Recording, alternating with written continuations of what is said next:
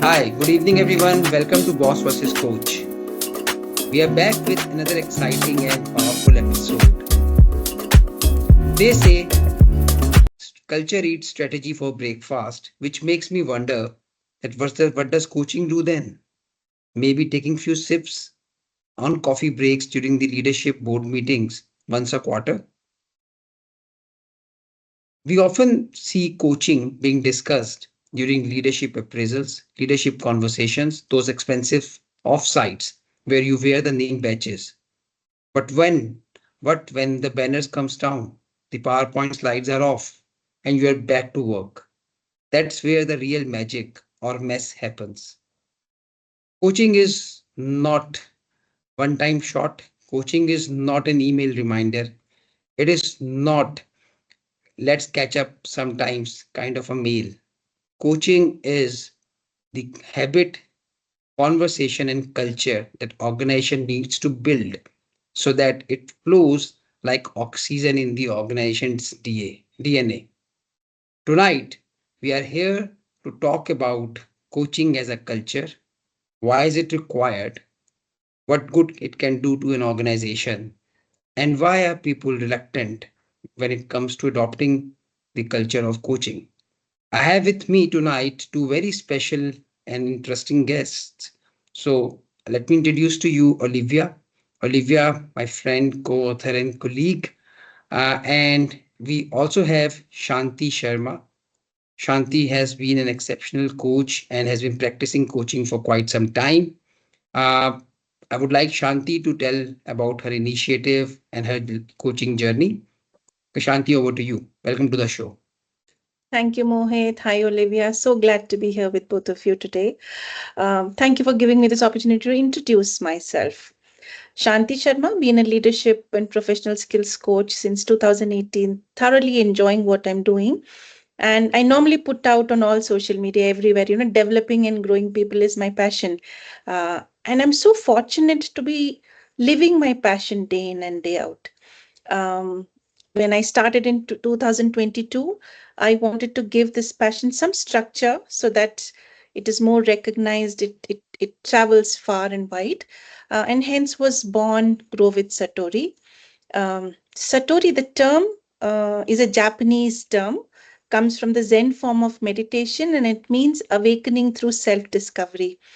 And it so happened that we were sitting as a family discussing my quitting the corporate job and starting on my own. And people were throwing ideas, Sanskrit names, Hindi names, German names, Latin names. Um, uh, and in all of this one term, awakening through self discovery, really resonated with everyone. I think all of us said, yes, this is exactly what you do. And, let's go with it. Very proud that the organization has been doing very well.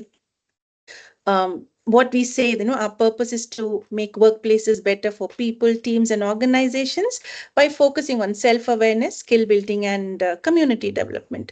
And we've been able to touch so many lives across corporates and individuals. Has been a phenomenal journey. If people are curious to know more, my website is growwithsatori.com. It's a single W. Shanti at growwithsatori.com is my email address. Very happy to get connected, talk more about what we do, and have a good conversation over coffee. Thanks, Shanti, and welcome to the show. Thank you. So let's begin with our conversation tonight, which is around coaching as a culture. So let me ask you, Shanti, what do you understand from coaching as a culture, and how is it different from coaching as an event or a training program? Glad you asked that because I think a lot of organizations believe they've built a coaching culture by doing an intervention of coaching. So, for me, when I say that an organization is embracing coaching culture, it means several things. Coaching is one of the ways in which people develop. Not always an external coach being hired, but people within the organization, managers, leaders, using a coaching language in their conversations, in their feedback sessions, in their appraisal meetings, even in with their clients and stakeholders. When the coaching language becomes the normal language, I would say the organization is embracing a coaching culture. Okay. So, Olivia, what according to you are the biggest roadblocks when we say an organization must go for adopting a culture of coaching, and coaching should no longer be restricted to, like Shanti said, in intervention of training or workshop, but being infused into the DNA of an organization? I always believe that cultural change starts at the top. The leadership has to believe. And not just like you said, the PowerPoint, the memo saying be a bit more coachy. When you see behavior, you model behavior. We learn from what we see people doing, not from what we're told, not from a memo, not from a poster on a wall. So if you see the leadership being a bit more humble, if you see them asking questions rather than just giving their view on everything all the time, if you see them talking to people at different levels in the organization, that becomes the way to be successful around here. So that actually permeates other people's behavior. And it doesn't necessarily go layer by layer, but it sort of goes in swirls. So as you see that sort of behavior by a successful person in your organization, you sort of go, well, that felt good. And I could be like that. But if you're just told, right, everyone below the level of X is going to be sent on coaching courses so that they can do better appraisals, you know that everyone above that level isn't bought in. So culture absolutely comes from leadership and the environment that each leader creates around them. And that's my view on it. Agreed. And I think this is what we have touched upon in our book, Boss versus Coach. People should read it and they'll find the fresh insights on it. Shanti, my question to you, very often when people come to me and we have conversations around the book, one thing which comes very natural is that there is always this pressure to deliver results. There is always this pressure to meet the KRAs. And in that, coaching takes a backseat. They believe that coaching is a long term activity. Coaching will bring that transformation, which is a long journey. We don't have that much of time and patience because we have to deliver our KRAs, we have to meet our targets, and then they turn back to becoming a boss. Do you think that there is any way a balance between coaching and meeting the targets be set? Or is it that this conception is altogether a misconception? Mhm. My observation, yeah, when organizations push aside coaching and say, okay, give a 2 day workshop, a 3 day workshop, and uh, capsule, my people don't have time, we need results tomorrow, day after, right after the workshop. Invariably, 6 months later, they will come back and say, we've not seen any changes, Shanti, what you said was right. Because what gets covered in a workshop is theory. What get covered, yes, we do activities, there is practice, but there is nothing to embed the learning, practice the learning, see whether what they've learned, the participants are applying back at the workplace. Are they facing any challenges? There's nothing to handhold them to practice it. Eventually, the PowerPoint packs and the PDFs that we send along, they get filed away in some someday folder, never to be looked at again. So it's a myth. Um, and it is unfortunate that, yes, as a consultant, at times despite all the warning, despite all the bells and alarms, I have to admit that, okay, we will do this, but I cannot guarantee transformation, but they'll be very particular. Uh, Even the cost factor is a huge thing. 3 days consulting versus consulting 20 people over the next 6 months, coaching 20 people is a far more expensive affair. So they also look at the cost, which is a big deterrent, and then there is this pushback. Uh, but know that once they have experienced coaching, they will come back. So it's a myth that you transformation can be packed in a capsule, given to you with warm water, and magic will happen. It will not. It will take its own due course of time. You need that time for a seed to germinate, pupa to become a butterfly. You need that time, and organizations need to invest if they're really interested in their people's growth. Olivia, taking from this point, how can leaders take that first step towards coaching? What kind of behaviors, you spoke about behavior to be demonstrated. What kind of behaviors leaders need to adopt and demonstrate when they say adopting coaching as a culture? Well, I think the first thing I'd say is it's all in the book, so that's an easy answer. But to expand on that, um, there's a whole psychological piece here around having a growth mindset versus a fixed mindset. And in broad terms, when you have a fixed mindset, you're quite brittle in your ego. You know that you are the person with the answers. You know you can't get it wrong. You're scared of your KPIs. You're scared other people won't make you the next dollar.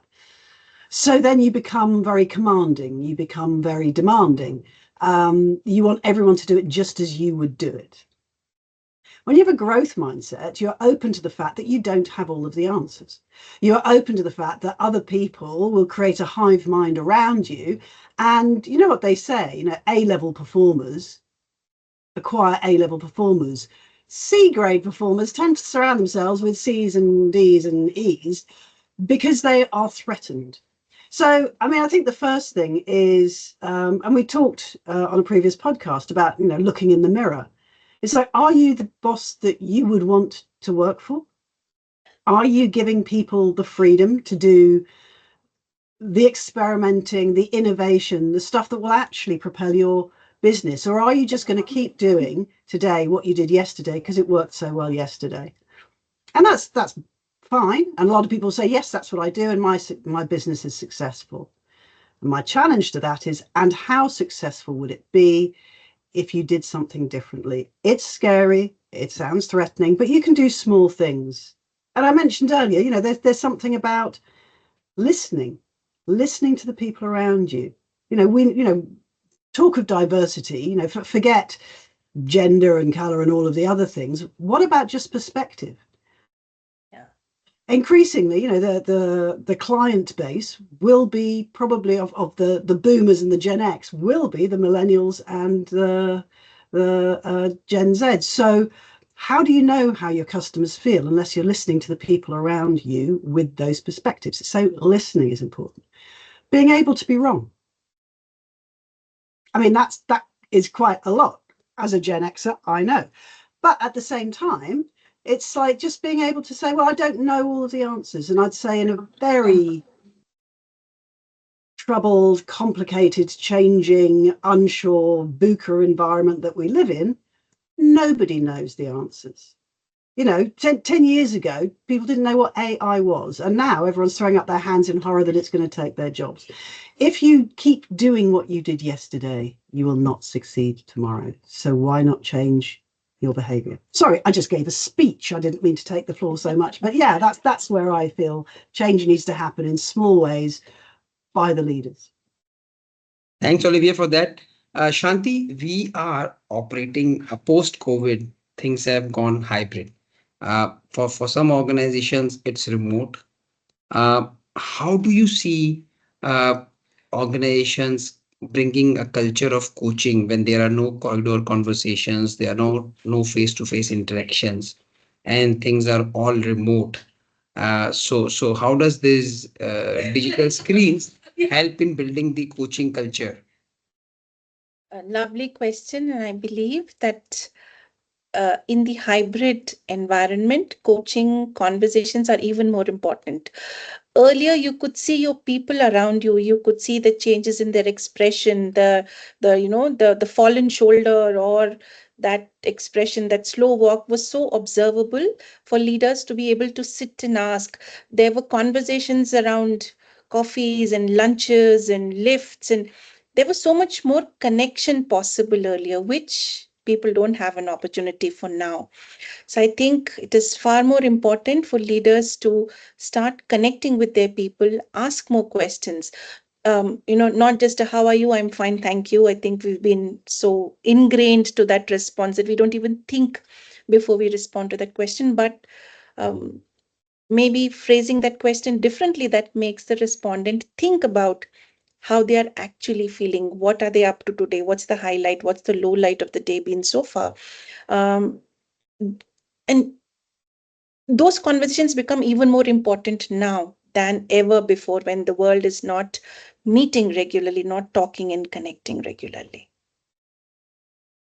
Very, very true. I think this is the time when people really need to be coached and not paused. Yeah. So that's bringing us close to the end of our podcast. So, quick question for Shanti and Olivia.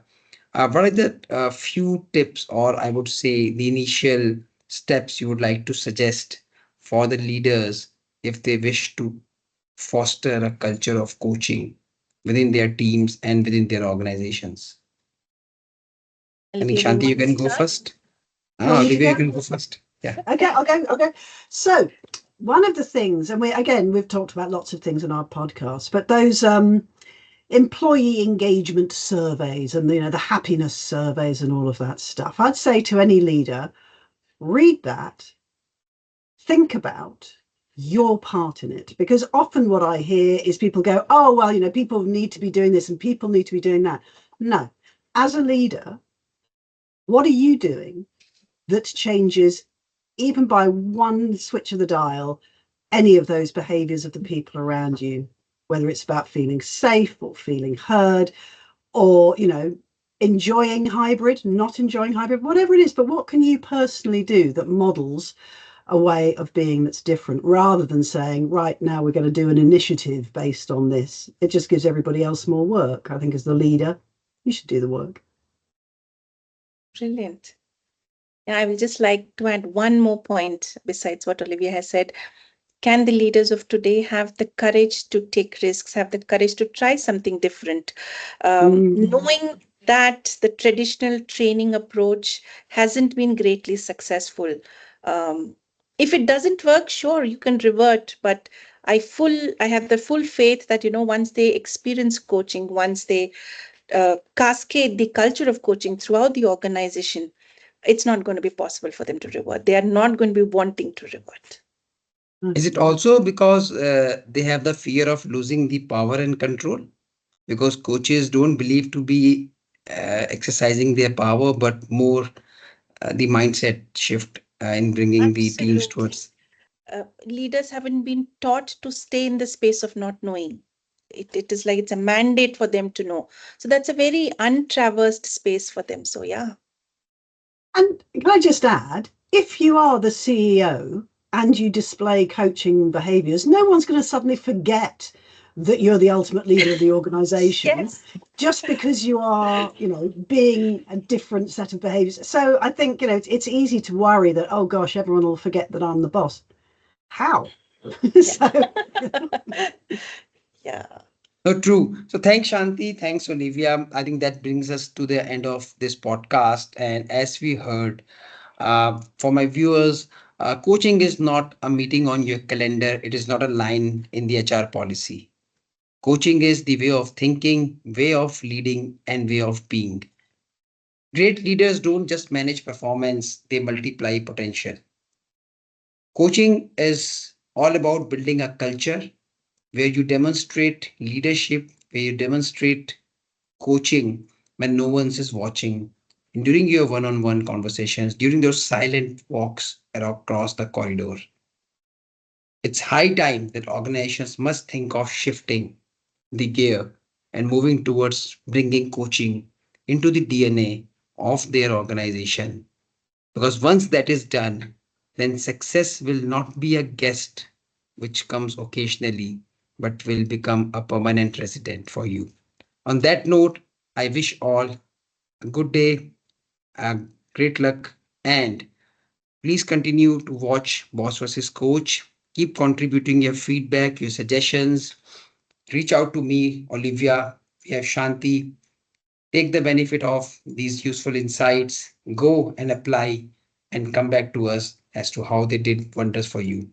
Thank you very much. Stay tuned. Goodbye. Thanks, okay, Shanti. Thanks, bye. Olivia. Thank you. Bye bye. Bye bye.